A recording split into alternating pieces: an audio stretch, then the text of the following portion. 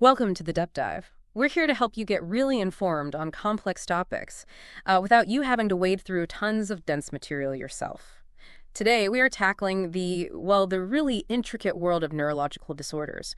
We're drawing insights from some detailed medical sources. Our goal, to decode these conditions, help you understand the essentials about our brains, our nervous systems, how they work, and sometimes how they go wrong. It can be pretty surprising stuff. It really can. We're basically looking at the body's control center. Yeah. And the sources we have, they give us a pretty detailed map of different neurological syndromes, what the symptoms look like, how doctors figure them out, the treatments. Right. It is dense material, no doubt about it.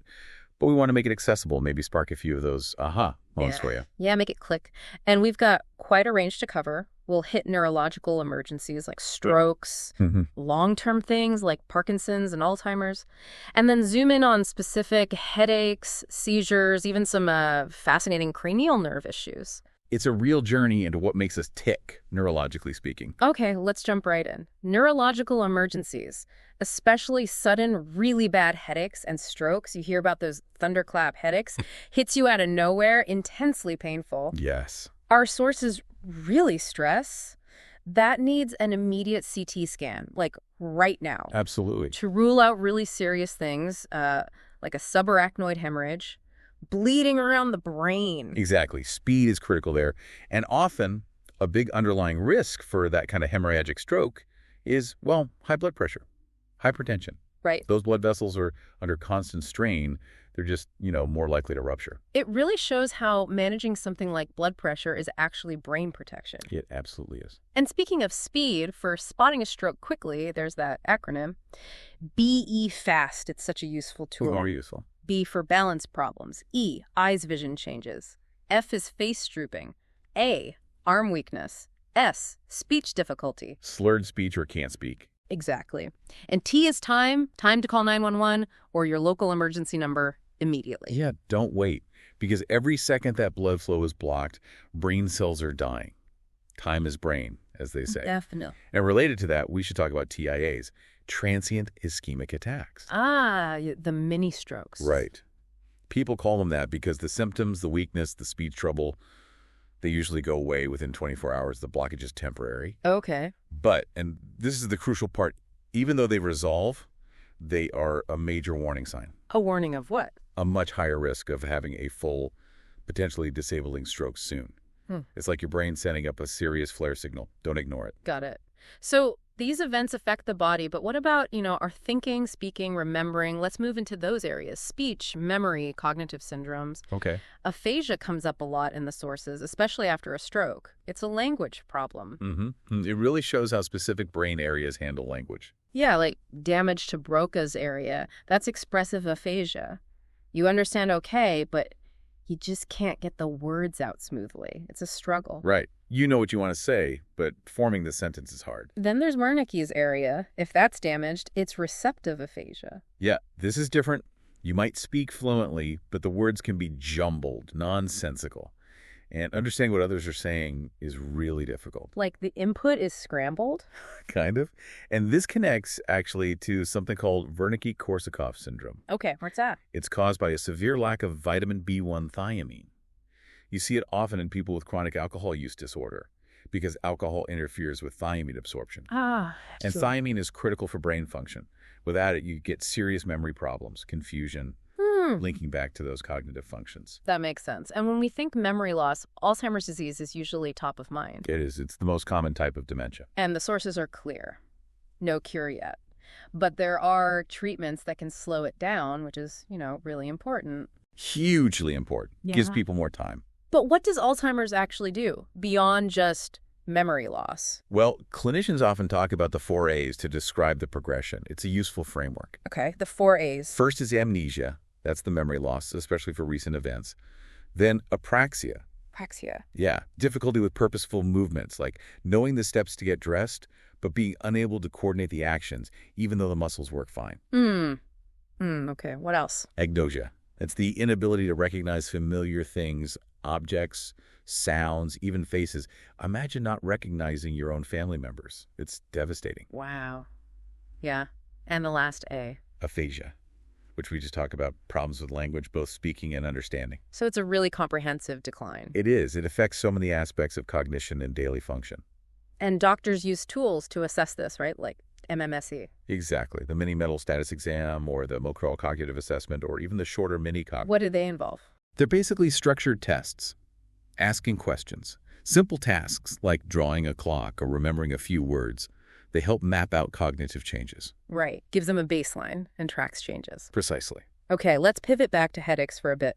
But the ones that aren't necessarily emergencies, like that thunderclap one, what about cluster headaches? Oof, cluster headaches. Yeah. These are notoriously severe. Really intense, one-sided pain, usually around the eye. Just one side. Typically, yes. And it often comes with other symptoms on that same side, like a watery eye, maybe a stuffy or runny nose. Very distinct pattern. And treatment.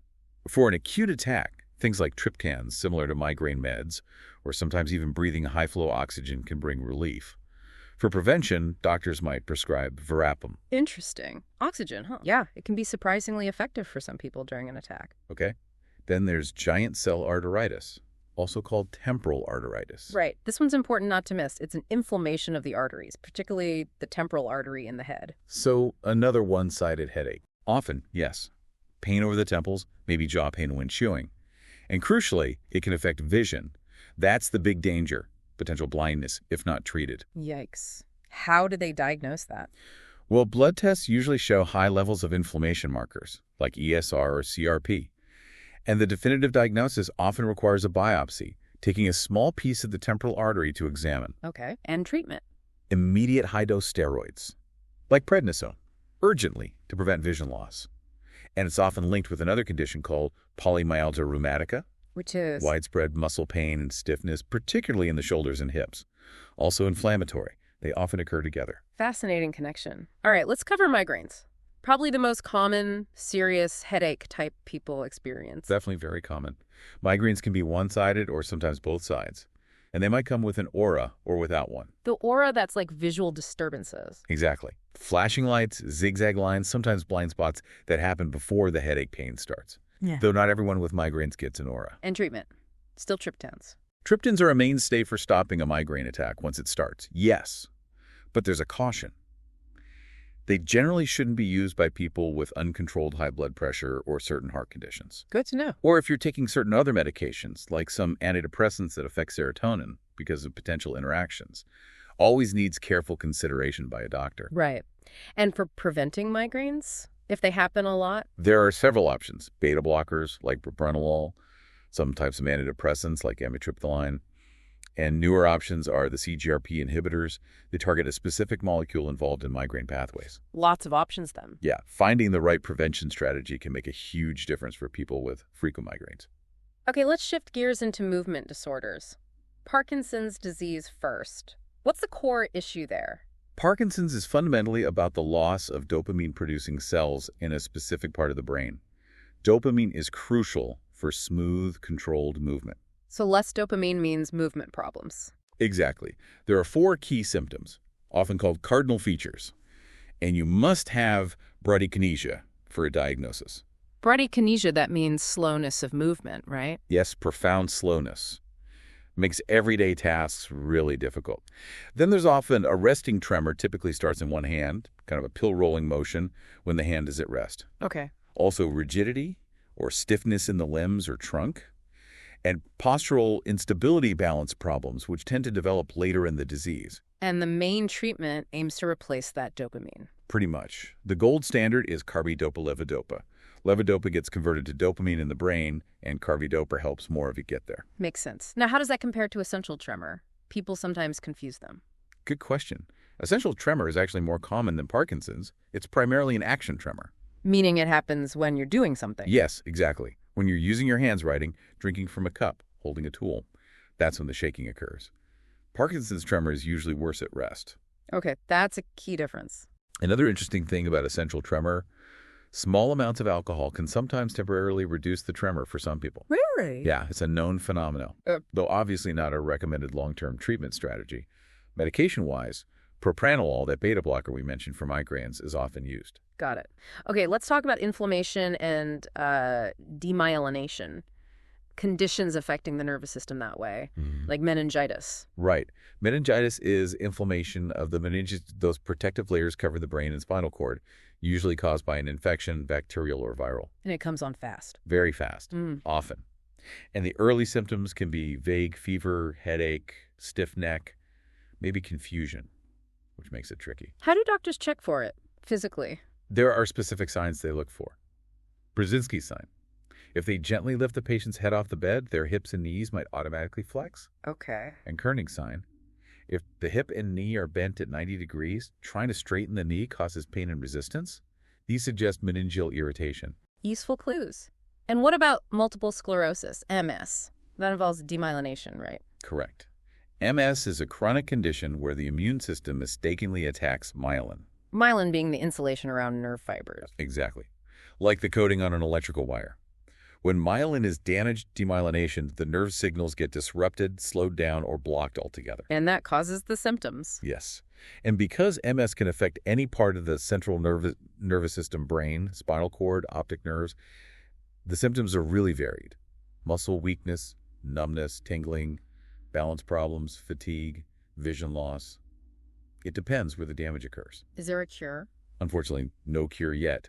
But there are many treatments, disease-modifying therapies that aim to reduce the frequency and severity of relapses and slow down the overall progression of the disease. That's good to hear. Now, cranial nerves. Sounds intricate. Oh, they are. 12 pairs of nerves coming directly off the brainstem, controlling so much in our head and neck. Senses, muscle movements. And you kind of need to know them, the names and numbers. It helps. The sources even gave those mnemonics to remember them.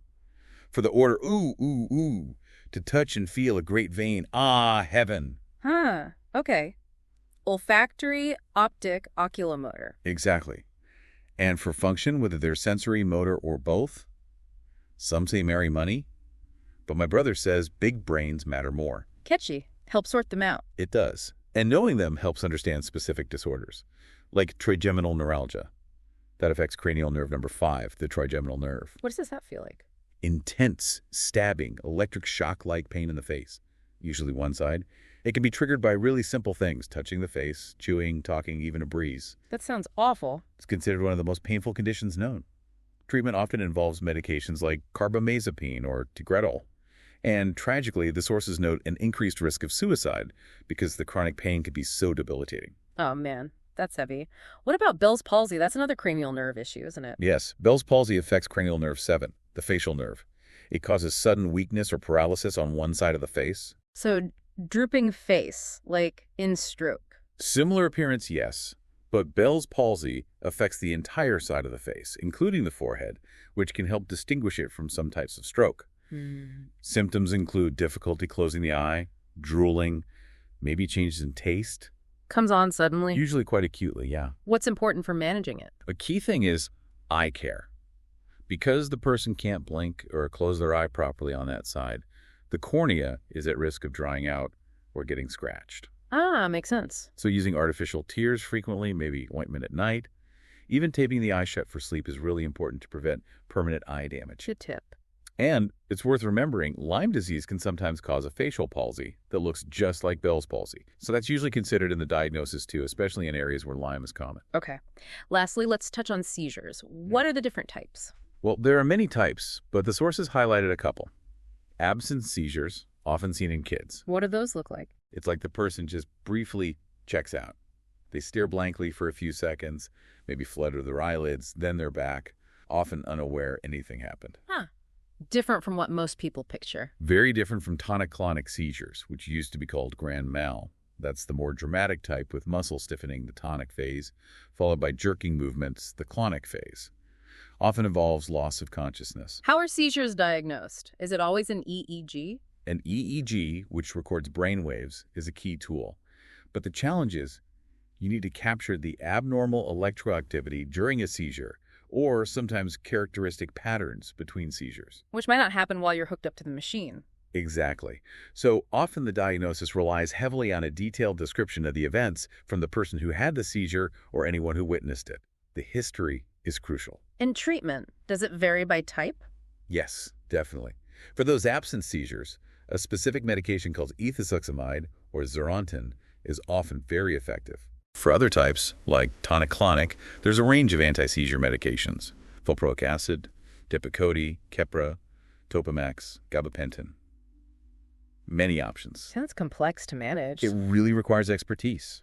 The sources emphasize that seizure management should ideally be handled by a neurologist, a specialist.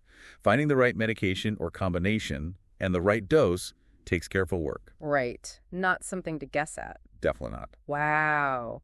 Okay, that was a really deep dive. We covered so much ground, from emergencies to chronic conditions. It really underscores how complex and sometimes how vulnerable our nervous system is. It truly is complex. And yeah, it might seem like a lot of daunting information, but understanding even the basics of these conditions is empowering, I think. How so? Well, it helps you recognize potential symptoms, either in yourself or someone else. And it just gives you a deeper appreciation for the incredibly intricate balance that keeps our brains and nerves working properly most of the time. That's a great point, that constant, effortless functioning we take for granted. So here's something to maybe mull over as you go about your day. Thinking about all these different ways things can go awry neurologically, how does that change how you view the simple things your brain does constantly, without you even noticing, like walking, talking, remembering where you put your keys? What new questions does this maybe spark for you about this amazing organ? Something to think about. Thank you for joining us for this deep dive.